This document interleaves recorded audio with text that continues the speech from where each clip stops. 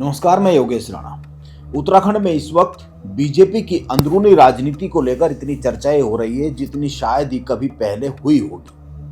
हालात यह है, दिल्ली से आ रही तस्वीरों तक को लेकर मायने निकाले जा रहे हैं। कौन कहां पर तस्वीर में खड़ा हुआ है, कौन किसके पास खड़ा हुआ है, इसके भी मायने सोशल मीडिया पर निकाले जा रहे हैं। चर्चा इस बात पर भी की जा रही है कि जब बीजेपी के विधायकों को देहरादून में मुख्यमंत्री से मिलने के लिए समय बहुत मिलता है, खूब मिलते रहते हैं, तो फिर दिल्ली में जाकर मेल मुलाकात और उन तस्वीरों को सामने लाने की जरूरत क्या आन पड़ी है।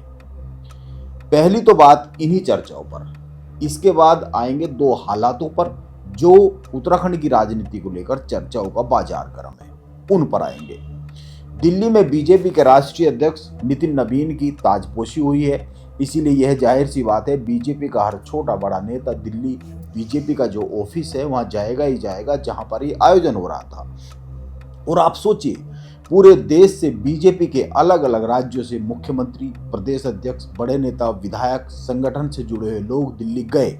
इसीलिए एक ग्रुप को तस्वीर खिंचाने के लिए कितना समय मिलेगा, जो एक राज्य के प्रस्तावक है उनको कितना समय मिलेगा, या फिर एक राज्य का कोई भी कितना भी बड़ा नेता हो उसको बीजेपी के नए राष्ट्रीय अध्यक्ष से मिलने के लिए कितना समय मिलेगा, यह समझने वाली बात है। इसीलिए जो तस्वीरें आ रही है, जो तस्वीरें सोशल मीडिया पर है, जिन तस्वीरों पर चर्चा हो रही है, इनमें बहुत कुछ निहितार्थ निकालने की बहुत जरूरत नहीं है, क्योंकि यह एक बड़ा आयोजन था, वहां सब गए हुए थे।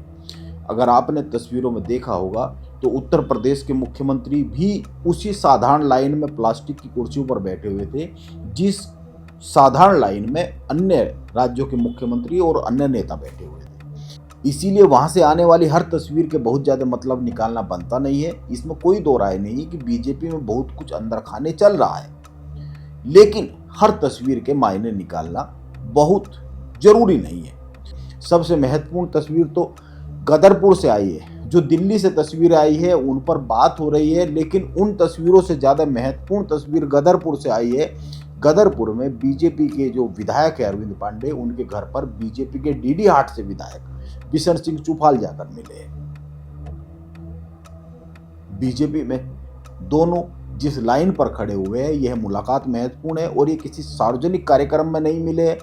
बिशन सिंह चुफाल अरविंद पांडे के घर पर जाकर मिले। और दूसरी खबर यह है कि विधायक अरविंद पांडे को, जो कैंप ऑफिस है अरविंद पांडे का, उस पर अवैध अतिक्रमण का नोटिस प्रशासन ने चिपकाया है।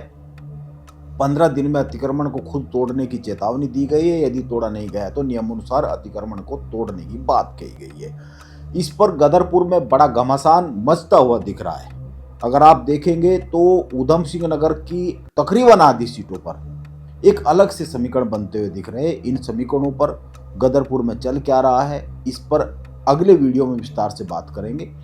अभी तो उन दो सवाल पर आते हैं जो इस वक्त उत्तराखंड में बीजेपी के लिए सबसे जरूरी होते हुए दिख रहे हैं मौजूदा समय में। पहला, क्या मंत्रिमंडल विस्तार आने वाले विधानसभा के बजट सत्र से पहले हो जाएगा, जो अभी फरवरी के आखिरी में बजट सत्र आता हुआ आएगा उत्तराखंड में।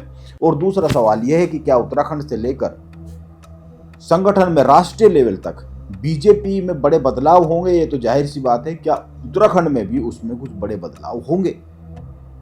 पहले बात मंत्रिमंडल विस्तार पर की जाए तो इसमें कोई दो राय नहीं है कि यदि बजट सत्र से पहले मंत्रिमंडल विस्तार नहीं होता है तो इसके बाद मंत्रिमंडल विस्तार की गुंजाइश करीब करीब समाप्त हो जाएगी।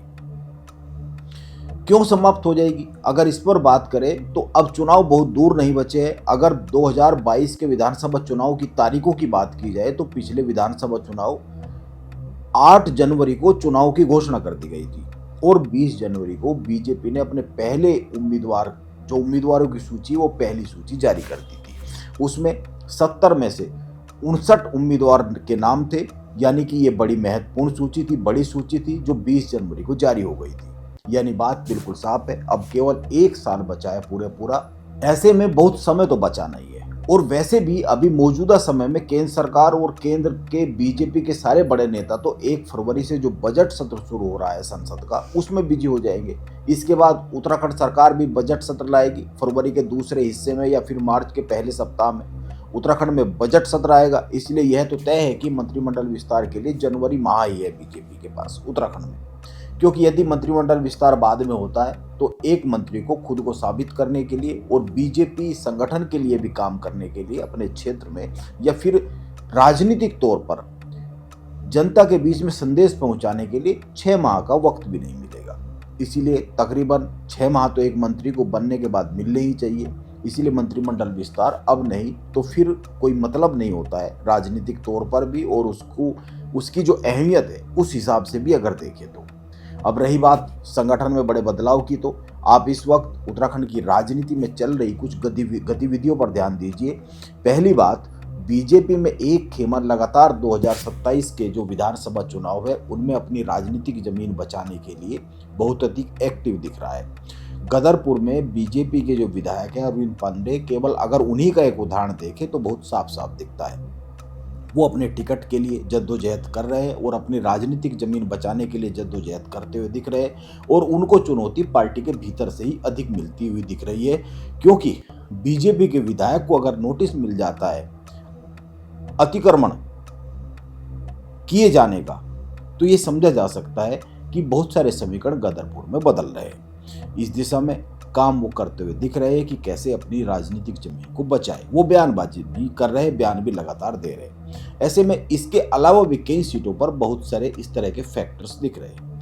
और दूसरी बात, ऊधम सिंह नगर जिले की बात करें तो वहाँ एक नया समीकरण बनता हुआ दिख रहा है कि इच्छा से कांग्रेस के विधायक तिलक राज बेहड़ के साथ बीजेपी के बड़े पुराने नेता राजकुमार ठुकराल गठजोड़ कर रहे हैं। और इतना ही नहीं है, राजकुमार ठुकराल अरविंद पांडे से मिलने भी पहुंचे हैं, यह जो नोटिस मिला है अतिक्रमण का इसके बाद। और राजकुमार ठुकराल और तिलक राज बेहड़ कभी एक दूसरे के राजनीतिक विरोधी रहे हैं, लेकिन बीजेपी में बहुत बार एंट्री की कोशिश करने के बाद भी जब उनकी नहीं हुई तो राजकुमार ठुकराल अपना राजनीतिक ठोर कांग्रेस में ढूंढते हुए दिख रहे हैं।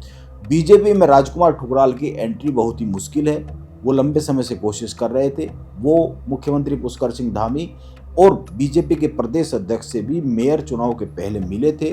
बीजेपी को मेयर चुनाव जो हुआ उसमें समर्थन भी किया था, इसके बाद भी उनकी एंट्री तो नहीं हो पाई। पिछले कुछ समय से यह साफ दिख रहा है कि राजकुमार ठुकराल कांग्रेस में जाने की तैयारी में है, नजदीक है।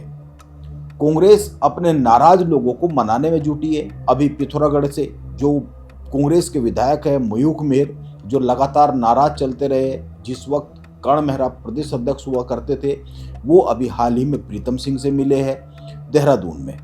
इसके साथ ही तिलक राज बेहड़ और गणेश गोदियाल की मुलाकातें भी कई हुई है, उनका सिलसिला चल रहा है। अभी की इच्छा से जो कांग्रेस के विधायक है तिलक राज बेहड़, उनके बेटे पर हमला हुआ और इस मामले में भी राजकुमार ठुकराल के साथ साथ कांग्रेस पूरी उनके साथ खड़ी हुई दिखी। हालांकि बीजेपी के विधायक भी वहां पर पहुंचे, लेकिन यह घटना हुई तो इसीलिए पहुंचे, लेकिन कांग्रेस वहां एक तिलक राज बेहड़ और राजकुमार ठुकराल एक समीकरण बनाते हुए दिख रहे हैं। तिलक राज बेहड़ को लेकर अगर कहे तो वो तराई के बड़े नेता हैं। उनका असर ऊधम सिंह नगर जिले के साथ साथ हल्द्वानी तक है। बेहड़ उत्तराखंड गठन के पहले 1993 और 96 में हल्द्वानी विधानसभा सीट से जीते बीजेपी से, और 2002 में वो बीजेपी से कांग्रेस में शामिल हो गए, रुद्रपुर से जीते। इसके बाद 2007 में रुद्रपुर से जीते, 2022 में किच्छा से कांग्रेस के टिकट पर जीते। बेहड़ नारायण दत्त तिवारी की जो कैबिनेट थी, सरकार थी, उसमें स्वास्थ्य मंत्री रहे। यानी कि कुल मिलाकर कहे तो बेहड़ एक बड़ा नाम है ऊधम सिंह नगर तराई का, और तिलक राज बेहड़ और राजकुमार ठुकराल का गठजोड़ बीजेपी के लिए कुछ सीटों पर सरदर्द बन सकता है अगर ये ठीक से हो जाए, चुनाव तक आते आते कोई समीकरण ना बदले तो। बेहड़ तराई के बड़े नेता है, इससे इनकार नहीं किया जा सकता। इसीलिए बीजेपी के गदरपुर से विधायक अरविंद पांडे को लेकर बीजेपी में संग्राम चल ही रहा है। अभी अरविंद पांडे से उनके घर पर जाकर बीजेपी के डीडी हाट के विधायक बिशन सिंह चुफाल मिले, जो मैंने बताया इस वीडियो के शुरू में। इस मुलाकात के बहुत से मायने खोजे जा रहे हैं। अरविंद पांडे और बिशन सिंह चुफाल उत्तराखंड में बीजेपी की मौजूदा व्यवस्था से बहुत खुश तो नहीं दिखते। उनके जो बयान आते रहते हैं वो दोनों एक ही लाइन पर खड़े हुए दिख रहे हैं अगर बीजेपी की अंदरूनी राजनीति को देखें तो।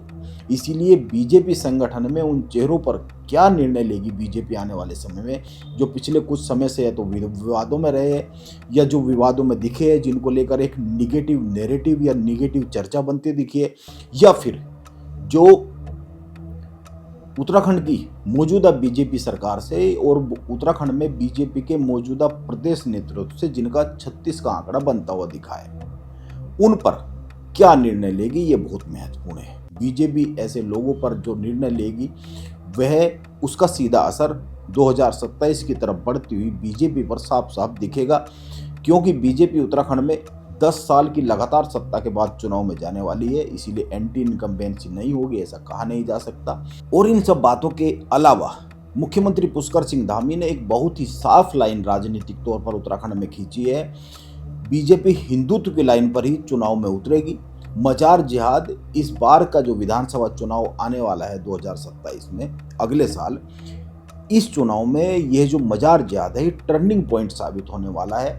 बाकी रही बात मंत्रिमंडल विस्तार और संगठन में कुछ बदलाव की, तो देखते हैं इसको लेकर जो खबरें हैं, जो चर्चाएं हैं, उनके हिसाब से या फिर बीजेपी रणनीतिक तौर पर क्या फैसला लेती है, यह आने वाला वक्त बताएगा। नमस्कार, मैं योगेश।